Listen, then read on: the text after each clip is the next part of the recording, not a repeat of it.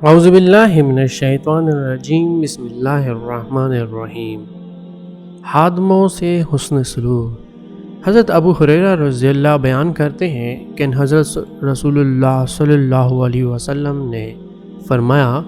جب تم میں سے کسی کا خادم کھانا تیار کر کے لائے اور تم اسے اپنے پاس بٹھا کر نہ کھلا سکو تو کم از کم 1 یا 2 لقمے تو اسے کھانے کو دو، کیونکہ اس نے یہ کھانا محنت سے تیار کیا ہوتا ہے۔ صحیح بخاری کی حدیث کا حوالہ ہے کہ حضور پاک صلی اللہ علیہ وسلم نے خادموں سے حسن سلوک کرنے کا بہت ہی پیارا بیان فرمایا ہے کہ جب تم میں سے کوئی خادم آپ کے لیے کھانا تیار کر کے لائے تو تم اسے اپنے پاس کھانا کھلانے کے لیے بیٹھنے کا حکم دو، اور اگر یہ بھی نہ کر سکو تو 1 یا 2 لقمے تو اسے کھانے کو دو، کیونکہ اس نے یہ کھانا محنت سے تیار کیا ہے۔